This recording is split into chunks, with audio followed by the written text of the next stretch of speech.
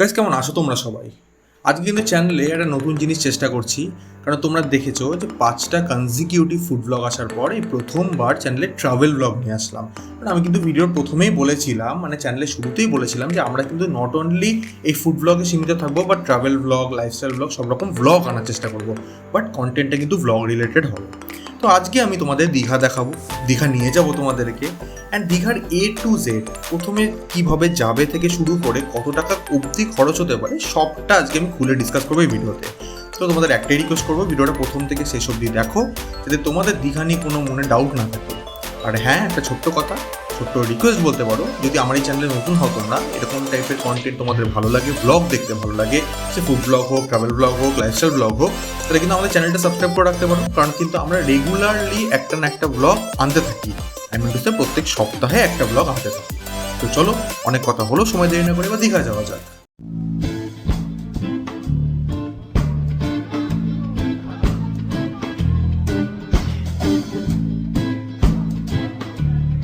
Guys, first আমরা কথা বলবো যে কলকাতা থেকে দীঘা আমি যাবো কিভাবে। কারণ সবাই কিন্তু ম্যাক্সিমাম জন কলকাতা থেকেই দীঘা যাবে। তো কলকাতা থেকে দীঘা যাওয়ার তিনটে উপায় আছে। ফার্স্ট উপায়টা হচ্ছে একটু কস্টলি উপায়, that is private car, private vehicle. যদি কারোর বাড়িতে নিজস্ব কার থাকে, নিজস্ব গাড়ি থাকে, ওনারা গাড়ি করে যেতে পারে বা গাড়ি ভাড়া করে যাওয়া যায়। সেকেন্ড দুটো উপায় হচ্ছে পাবলিক ট্রান্সপোর্ট অ্যাভেল করা। এবার পাবলিক ট্রান্সপোর্টের মধ্যে ফার্স্ট উপায়, যেটা আমার মনে হয় খুব কমফোর্টেবল উপায়, দ্যাট ইজ ট্রেন। ট্রেনের টাইমিং আমি তোমাদের স্ক্রিনে দিয়ে দিচ্ছি, তোমরা দেখে নিতে পারো। তো ওই টাইমিংয়ে কিন্তু তোমরা ট্রেন অ্যাভেল করতে পারো যদি টিকিট পাও। তো এবার একটা কথা আমি বলতে চাই, আজকে কোভিডের জন্য কিন্তু রিজার্ভেশন ছাড়া তোমাদের উঠতে দেবে না। তো রিজার্ভেশন করে নিও, আর রিজার্ভেশন কিন্তু একটু আগে থেকে করো, নইলে ওয়েটিং লিস্টটা পড়ে নিতে। আর সেকেন্ড উপায় হচ্ছে পাবলিক ট্রান্সপোর্টের সেকেন্ড উপায় হলো বাস, যেটা কিন্তু খুব আনকমফোর্টেবল জার্নি। তোমাদের যদি একটু বয়স হয়ে যায়, তোমরা যদি একটু জার্নিটা কম করতে পছন্দ করো, তো প্লিজ বাসটা অ্যাভেল করো না। কারণ 4 ঘন্টার জার্নি, বাস কিন্তু 6 ঘন্টা নেয়, প্লাস খুবই আনকমফোর্টেবল। এবার বাসের মধ্যে না দুটো রকম ভাগ আছে। তুমি আইদার স্টেট বাস নিতে পারো বা তুমি ভলভো বাস নিতে পারো। এবার স্টেট বাস যদি তোমরা নিতে চাও, SBSTC স্টেট বাস, আমি তো একদমই রেকমেন্ড করি না, বাট স্টিল যদি নিতে চাও 155 টাকা করে টিকিট।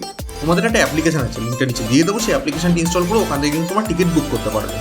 আর যদি তোমরা ভলভো বাস নিতে চাও, তাহলে ধর্মতলা চলে যাবে স্প্ল্যানেড, ওখানে কিন্তু পরপর দেখবে স্প্ল্যানেড দীঘা বা হাওড়া দীঘা, শিয়ালদা দীঘা নেই অ্যাকচুয়ালি, হাওড়া দীঘা, স্প্ল্যানেড দীঘা, সরসুনা দীঘা, এরকম প্রত্যেকটা বাস আছে ভলভো বাস। যদি এসি টিকিট চাও 250 টাকা করে টিকিট, যদি নন এসি টিকিট চাও তাহলে কিন্তু বোধহয় 150 টাকা করে টিকিট। কিন্তু নন এসি টিকিটের কোনো গ্যারান্টি নেই, তোমরা বসার জায়গা পেতেও পারো, নাও পেতে পারো। এসি টিকিটে তোমার নিজস্ব সিট থাকবে, সেখানে বসতে পারো। 250 টাকা আছে, 300 টাকা আছে, তার উপরে সিট আমার মনে হয় না নেই। তো চলো, দীঘা যাওয়া অবধি কীভাবে যাবো এতটা নলেজ তো দিয়ে দিলাম। এইবার দীঘা পৌঁছে গেলাম, এইবার আমি কথা বলবো যে দীঘা, এবার তোমাদের মেনলি অ্যাকচুয়ালি দেখাবো দীঘাটা কী জিনিস। তো চলো, লেটস গো। তবে তোমরা যাই বলো, দীঘা কিন্তু এমন একটা ঘোরার জায়গা যেখানে বাঙালির চান্স পেলেই, জাস্ট 2 দিন ছুটি পেলেই কিন্তু একবার না একবার ভাবে যে চলো দীঘা ঘুরে আসা যায়। তো এই দীঘা যারা যাওনি তাদের উদ্দেশ্যে বলি, মেনলি দুটো ভাগে ভাগ করা। এক তো ওল্ড দীঘা আর একটা নিউ দীঘা।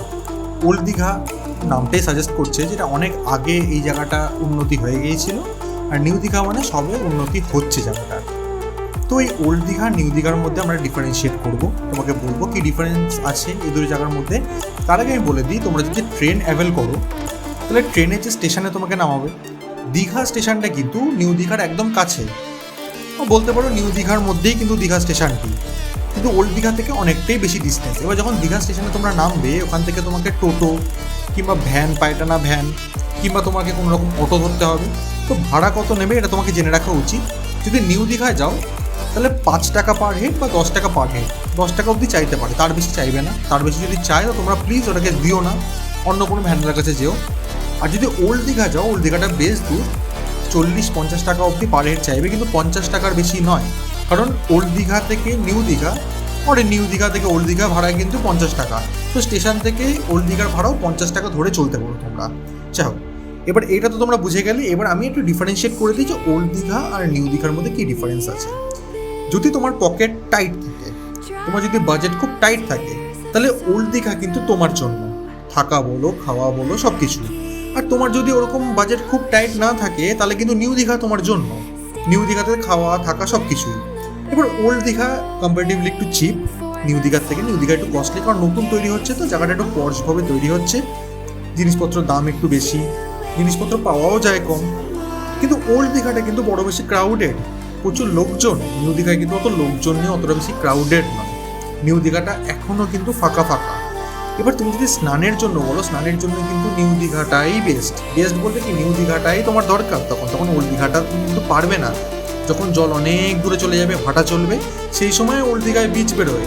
আদারওয়াইজ কিন্তু ওল্ড দীঘায় কোনো রকম বিচ তোমরা পাবে না। নিউ দীঘায় তুমি বিচ পাবে, তুমি স্নানও করতে পারবে, নিউ দীঘায় এনজয় করতে পারবে। আর নাইট লাইফ নিয়ে যদি কথা বলি, মানে সন্ধ্যেবেলার পরে নিউ দীঘায় নাইট লাইফ একদম নিয়ার অ্যাবাউট জিরো, কিছুই নেই। কয়েকটা ফাঁকা ফাঁকা ফাঁকা ফাঁকা জায়গা, বসতে চাইলে বসতে পারো। কিন্তু ওল্ড দীঘায় কিন্তু দারুণ জমজমাট, মানে এত লোকজনের আনাগোনা ওখানটায় না, এত লোকজন, তোমার কিন্তু ওখানে থাকলে সত্যি মজা লাগবে। হ্যাঁ, এবার তুমি যদি নিরিবিলিতে থাকতে চাও তাহলে তুমি নিউ দীঘায় দেখতে পারো।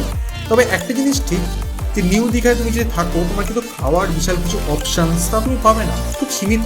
আর প্রত্যেকটা হোটেলের নিচে তাদের নিজস্ব পার্সোনাল রেস্টুরেন্ট আছে, সেখানেই তোমরা খেতে পারবে। বাইরে খুব একটা মানে খুব ছোটো ছোটো জায়গা। কিন্তু ওল্ড দীঘায় কিন্তু প্রত্যেকটা হোটেলের নিচে কিন্তু তার রেস্টুরেন্ট নেই, রেস্টুরেন্ট বাইরে আছে। কিছু নামি দামি রেস্টুরেন্ট, যেমন পূর্বাশা, বালুচড়ি, এগুলো তো খুব নামি দামি, মানে একদম যাওয়ার পথেই তুমি দেখতে পারবে। এইসব জায়গায় কিন্তু তুমি অনেক সস্তায় খাবার খেতে পারবে, আবার দামি খাবারও খেতে পারবে, আর খুব সুস্বাদু খাবার খেতে পারবে। তো এবার তোমাদের ওপর আমি ছেড়ে দিলাম, ওল্ড দীঘা না নিউ দীঘা। গাইস, তোমাদের বিচে নিয়ে যাবো, বিচ ঘোরাবো, বিভিন্ন রকম রাইডস কী হয় দীঘায় দেখাবো, সব কিছু দেখাবো। তার আগে আমি একটা ছোটো তোমাদের একটা কশন দিয়ে নিই, ঠিক আছে? যখন তোমরা ওল্ড দীঘা যাবে, ওল্ড দীঘা তোমরা দালালের চক্করে পড়তেই পারো। আর অনেক দালাল থাকবে যে রুম দেখিয়ে দেবো, সস্তা রুম দেখিয়ে দেবো। প্লিজ আমি হাত জোর করে একটাই অনুরোধ করছি, তোমরা যদি অকেশনে না যাও, নর্মাল এমনি উইকেন্ডে যাও কিংবা উইকডেজে যাও, প্লিজ দালালের চক্করে পড়বে না। কারণ যেই হোটেলটার দাম তোমার 500 টাকা, সেই হোটেলটা যেই দালালের চক্করে পড়বে সেটার দাম কিন্তু 650 টাকা অবধি হয়ে যাবে। 650 টাকা বলবে, তুমি বার্গেনিং করবে, 600 টাকা নেওয়া হবে। কারণ 500 টাকাই রেট, 100 টাকা দালালের, একদম ফ্ল্যাট হিসাব আমি তোমাকে বলে দিলাম। আর নিউ দীঘা আবার অন্য সিস্টেম। নিউ দীঘা যখন তুমি ঘুরবে, নিউ দীঘা ফাঁকা ফাঁকা ফাঁকা ফাঁকা, তো তোমার মনে হবে যে কোন হোটেলে যাবো, কি কথা বলবো। তো টোটোওয়ালারা ওখানে ঘুরে বেড়ায়। টোটোওয়ালারা একটা খুব সাংঘাতিক জিনিস করে, বলে 5 টাকা পার হেড তোমাকে হোটেল দেখাবো, আর আমরা যে হোটেলে দেখিয়ে দেবো 30 টাকা কমিশন আমাদের। অ্যাকচুয়ালি 30 টাকা কমিশন নয়, ওটা মিথ্যে কথা বলে। আমি বলে দিচ্ছি তোমাকে, 100 থেকে 150 টাকা পার হোটেলে কমিশন।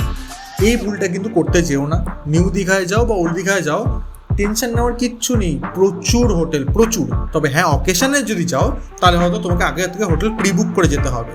অকেশনে না গেলে, উইকডেজে গেলে নিজে পায়ে হেঁটে ঘোরো, যে হোটেল পছন্দ হবে ভিতরে যাও, বার্গেনিং করো, কিন্তু টোটোওয়ালা বা দালালের চক্করে প্লিজ করবে না। আর তোমরা যদি বাসে করে যাও, এটা তো বলতেই ভুলে গিয়েছি, বাসে করে গেলে কিন্তু বাস তোমাকে ওল্ড দীঘাকে নামিয়ে তারপরে বাসটা নিউ দীঘায় চলে যাবে। এবার তুমি যেখানে প্রেফার করবে, ওল্ড দীঘা নামতে চাইলে ওরা চাচাবে ওল্ড দীঘা করে নেমে যাবে, তাহলে নিউ দীঘায় চলে যাবে। তো চলো, অনেক তোমাকে বোঝালাম, অনেক ইন্ট্রো দিলাম, অনেকটা তোমাকে ডিটেলস দিলাম। এইবার আমি বিচে ঘোরাই, তোমাকে এবার দেখাই যে দীঘার মহলটা কীরকম আর কী কী রাইডস হবে। সবচেয়ে ইম্পর্টেন্ট যেটা, সেটা হচ্ছে কী কী রাইডস। কারণ দীঘাটা কিন্তু অনেকটা গোয়ার মতো বানানোর চেষ্টা করছে। আমি জানি এই কথাটা শুনে অনেকে হেসে ফেললে, আমি নিজেও হেসে ফেলেছি কথাটা বলতে গিয়ে, বাট চেষ্টা করছে, অ্যাটলিস্ট ওনারা আপ্রাণ চেষ্টা করছে। তো চলো, লেটস গো। এবার তোমরা যে শর্টসগুলো দেখতে চলেছো, সেটা হচ্ছে দীঘা বিচের শর্টস। তোমরা দেখো, খুব সুন্দর ক্লিন একটি বিচ। এই বিচে কিন্তু তোমরা স্নান করতে পারবে। এটা নিউ দীঘার শর্ট, ওল্ড দীঘায় কিন্তু বিচ বেরোয়নি। তো এই যে এই বিচটা দেখতে পাচ্ছ, এখানেই স্নান করে লোকে, আবার এখানেই তোমরা আনন্দ করবে। পিছনে দেখো যে কিছু কিছু বোল্ডার্স আছে, বড় বড় রক রাখা আছে, মানে বোল্ডার রক যেগুলো পাথর। এই পাথর হইতে সাবধান, আমি আবারও বলে দিচ্ছি, পাথর হইতে সাবধান। এই পাথরে কিন্তু প্রচণ্ড পা পিছলায়। একটা জিনিস তোমাকে বলছি শোনো, এই যে নিউ দীঘায় যখন তোমরা নামবে, নিউ দীঘায় কিন্তু বড় বড় স্লিপ করা আছে, যেখান থেকে তোমরা নামতে পারবে, সেখান থেকে তোমরা খুব ইজিলি নেমে যাবে। বাট যখন যদি পাথর দিয়ে নামতে চাও, তোমার বয়স হয়ে থাকে, আমি হাত জোর করে অনুরোধ করবো, নেমো না। কারণ এটাই কিন্তু বালি থাকে, পাটা খুব স্লিপ করে। তো দীঘার বিচটা তোমরা দেখছো, আমি যখন কথা বলছি ব্যাকগ্রাউন্ডে বিভিন্ন রকম লোকজন দেখতে পাচ্ছ। এইবার আমরা বলবো যে কী কী এখানে অ্যাডভেঞ্চারাস স্পোর্টস হয় বা কী কী এখানে রাইডস হয় বলতে পারো। প্রথম যেটা অ্যাডভেঞ্চারাস রাইড যেটা মনে হয়, সেটা হচ্ছে প্যারাসেলিং। এবার প্যারাসেলিংটা কীরকম রাইড? প্যারাসেলিংটা হচ্ছে একটা জেটি থাকবে কিংবা বোট থাকবে, তার পিছনে একটা দড়ি থাকবে, দড়ির মধ্যে করে তোমাকে বেঁধে দেবে, অ্যান্ড তোমার উপরে থাকবে প্যারাশুট। এবার যখন জেটি কিংবা বোটটা চলবে, তুমি কিন্তু হাওয়ায় উঠবে, সমুদ্রে অনেকটা দূর নিয়ে যাবে। মানে আমরা সমুদ্র থেকে তোমাকে দেখতে পারবো না, যে আমাকে ভিডিওটা করে দিয়েছে সে সমুদ্র থেকে দেখতে পাচ্ছে না লোকটাকে, বুঝতে পারছো? তুমি এতটা দূরে নিয়ে যাবে। তো তোমার যদি বুকে সাহস থাকে, তোমরা কিন্তু প্যারাসেলিং করতে পারো। প্যারাসেলিংয়ের রেট কত? প্যারাসেলিংয়ের rate 2000 per person, 1800 per person. Occasionally এটা 2000 অবধি কাজ করে যায়। তারপর নেক্সট যেটা তোমরা অ্যাডভেঞ্চারাস জিনিস করতে পারো, সেটা হচ্ছে র্যাফটিং। এবার এক্স্যাক্টলি যেটা আমাকে শর্টস দেখালো সেটা র্যাফটিং নয়, আমি তোমাকে র্যাফটিংয়ের কিছু শর্টস দেখাবো, তোমরা দেখো খুব সুন্দর লাগবে তোমার দেখতে। এক্স্যাক্টলি ওটা র্যাফটিং না, ওটা বোটিংই তোমরা বলতে পারো, কিন্তু যেহেতু সমুদ্রের মাঝখানে ওটাকে র্যাফটিং হিসাবে ধরছি। দারুণ মজা হয়েছে নাকি আমাকে বললো। র্যাফটিং তোমরা একবার করতে পারো, খুব একটা বেশি রেট না, র্যাফটিং বোধহয় 200 টাকা না 300 টাকা করে পার হেড র্যাফটিং।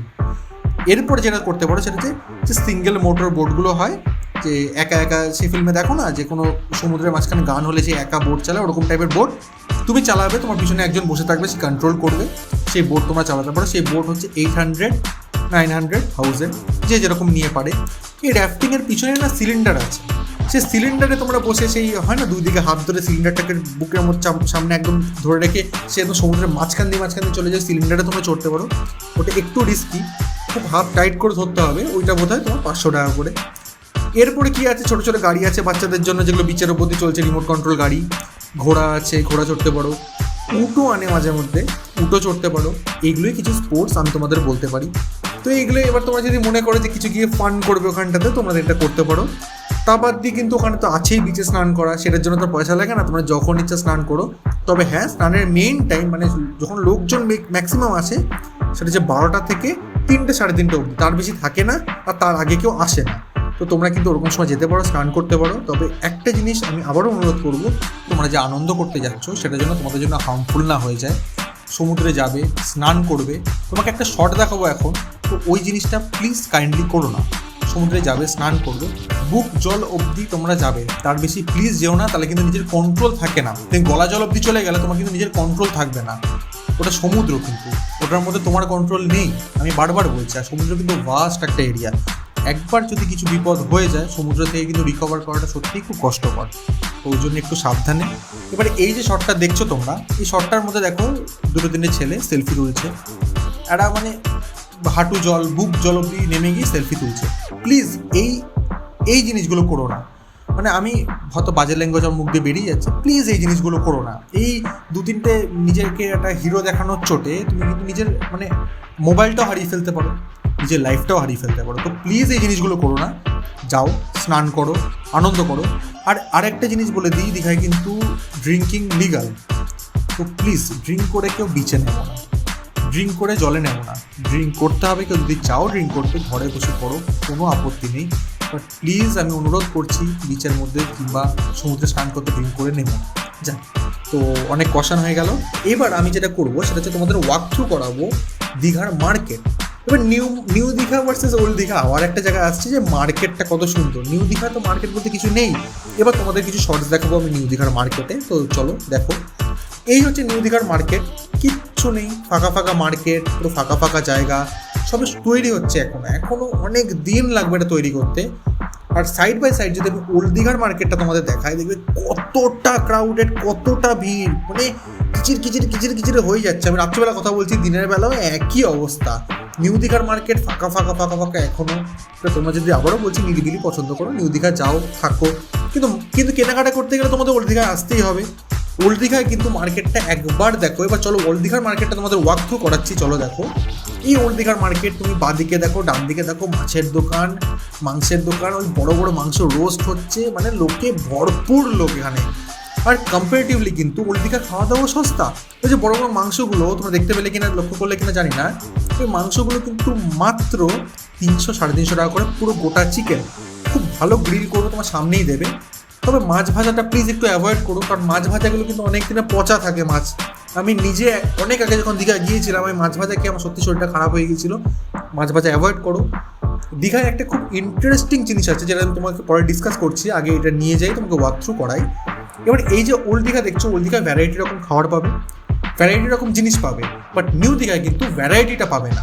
ওল্ড দীঘায় 70 টাকা একটা ভেজ থালি, তার মধ্যে যে ভাতটা পাবে। নিউ দীঘার 70 টাকা যে ভেজ থালি, তার মধ্যে ভাতটার মধ্যে কোয়ালিটি অনেক ডিফারেন্স। সত্যি কিন্তু নিউ দীঘাটা খুব পর্শ এরিয়া, আর ওল্ড দীঘাটা এখনও কিন্তু সবার জন্য। এবার তোমাদের ওপর আমি ছেড়ে দিচ্ছি। তো এবার যে ইন্টারেস্টিং কথাটা বলবো তোমাকে, যে নিউ দীঘা বলো ওল্ড দীঘা বলো, ওখানে দু জায়গায় কিন্তু রান্না করে খাওয়ার জায়গা আছে। মানে সে তুমি বাজার থেকে মাংস কিনে আনলে, দিয়ে দিলে, ওনারা রান্না করে দেবে, সে রান্নার চার্জটা নিয়ে নেবে, সে মাংসটা তোমাকে দিয়ে দেবে, সে মাংসটা তোমরা খেয়ে নিলে, তুমি পিস গুনে দাও, পিস গুনে নাও, কোনো আপত্তি নেই। বাট এই যে জিনিসটা না, এই প্রক্রিয়াটা হচ্ছে ফ্রেশ প্রক্রিয়া। এই তুমি যখন একটা বাজার থেকে ইলিশ মাছ কিনলে, কিনে ভাজা করিয়ে নিলে, রুই মাছ কিনলে কিনে ভাজা করে নিলে, তো ওই মাছ ভাজা সন্ধ্যাবেলায় বিচে মাছ ভাজার থেকে তোমরা এইটা করিয়ে নাও, নিয়ে বিচে চলে যাও, গিয়ে খাও, এনজয় করো, কোনো অসুবিধা নেই।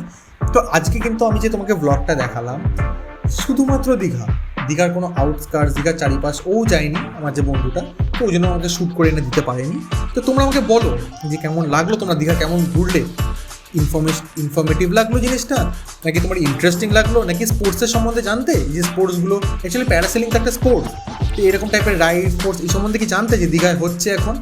যাক, জেনে যদি ভালো লাগে তোমার, এই ব্লগটা যদি দেখে তোমার ভালো লাগে, তো একটা লাইক করতে ভুলবে না, আমার চ্যানেলটাকে সাবস্ক্রাইব করে রাখো, কারণ আমি এরকম টাইপের ইন্টারেস্টিং আরও ফুড ব্লগ নিয়ে আসবো, ট্রাভেল ব্লগ নিয়ে আসবো। এটা তো সবে শুরু, এখনও অনেক কিছু আনা বাকি আছে। তো আমার চ্যানেলটা কিন্তু ফলো করে রাখো। একটা সত্যি কথা বলতে কি, তোমাদের সাপোর্টটা এখন সত্যি খুব দরকার, কারণ আমি এতটা নিজের ডেডিকেশন দিয়ে করছি। তো তোমরা যদি আমাকে সাপোর্ট করো, সেটা আমার সত্যি খুব ভালো লাগবে। তারপর তোমার সাথে অন্য একটি ভিডিও, তাহলে নতুন ইন্টারেস্টিং ইনফরমেটিভ ইনোভেটিভ ব্লগ নিয়ে আসবো। আবারও বলে দিলাম জিনিসটাকে। টিল দেন, নমস্কার।